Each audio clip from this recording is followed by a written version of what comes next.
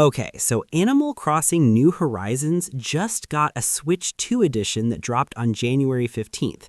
And I need to talk about this because it's kind of weird. So, for context, Animal Crossing New Horizons came out way back in March 2020 during, that time we don't talk about, and it became like the second best-selling Switch game ever with over 45 million copies sold. Everyone and their mom was playing this game, building islands and getting scammed by Tom Nook. Now, almost 6 years later, Nintendo's like, hey, we made a Switch 2 version and you can upgrade for $5.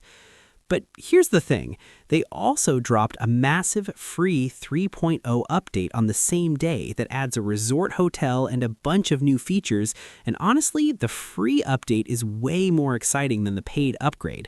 So I grabbed the $5 upgrade to see if it's actually worth it or if Nintendo's just trying to squeeze a few more bells out of us. For those who don't own the game at all, it's $65 for the full Switch 2 edition, which is standard pricing. But if you already have it on Switch 1, you just pay $5 for the upgrade pack. The game itself is still the same cozy life sim where you move to a deserted island, pay off loans to a capitalist raccoon, decorate everything, catch bugs and fish, and vibe with your animal neighbors. It's chill, it's addictive, it's wholesome chaos. Alright, so what's actually good about the Switch 2 version? Because there are some legitimate upgrades here. First off, the resolution bump is genuinely noticeable if you play docked on a big TV. The original ran at 1080p on TV and 720p handheld. Now it's 4K docked and 1080p handheld. Everything looks sharper and cleaner, the colors pop more, jagged edges are smoothed out, and honestly, it does make the game feel more immersive. If you're someone who plays on like a 55-inch 4K TV, the difference is pretty obvious and it looks beautiful.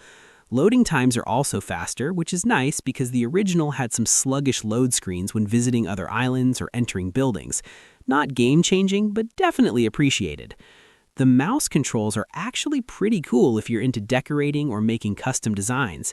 You flip the right Joy-Con 2 upside down on a flat surface and it turns into a mouse, and you can use it to drag furniture around your house, rotate items, create pixel art designs, or write messages on the bulletin board. I tried it out while decorating a hotel room, and honestly, it felt way faster and more precise than using the joystick. If you're one of those people who spends hours perfecting your island layout, this feature is genuinely helpful. It doesn't work for everything, just interior decorating and design stuff, but when it works well. The 12-player online multiplayer is a nice addition if you have a big friend group that all upgraded to Switch 2. The original game maxed out at 8 players, so bumping it to 12 means bigger island parties and more chaos. There's also camera play support, where you can plug in a USB camera and see your friends' faces in little bubbles while you play together, which is kinda cute if you're into that social aspect.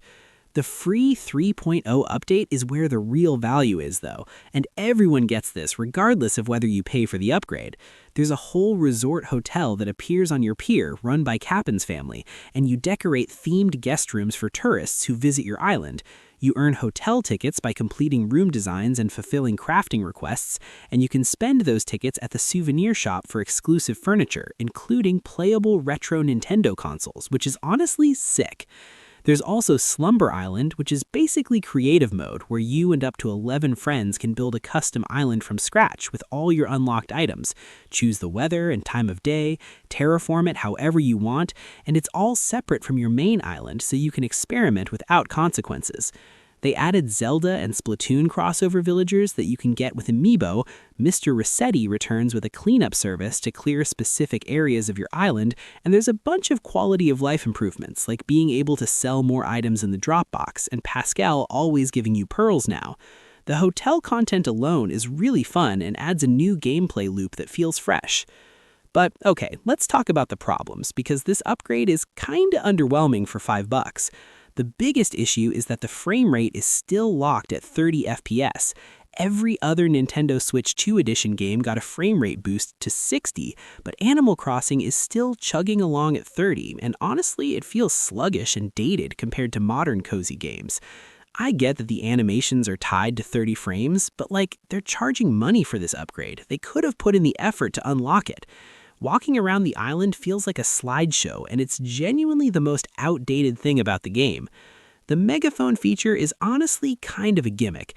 You buy it for 3,500 bells, and then you can yell villagers' names into the Switch 2's built-in microphone, and they'll respond so you can find them easier. Cool concept, except it barely works. Multiple reviewers said it only responded like 10% of the time. I saw people struggling to get it to recognize names. One person couldn't get it to recognize the name pecan no matter how many times they tried different pronunciations. When it works, it's fine, but do your neighbors really need to hear you screaming anchovy at your console? Probably not. The mouse controls only work with the right Joy-Con, which is a problem if you're left-handed.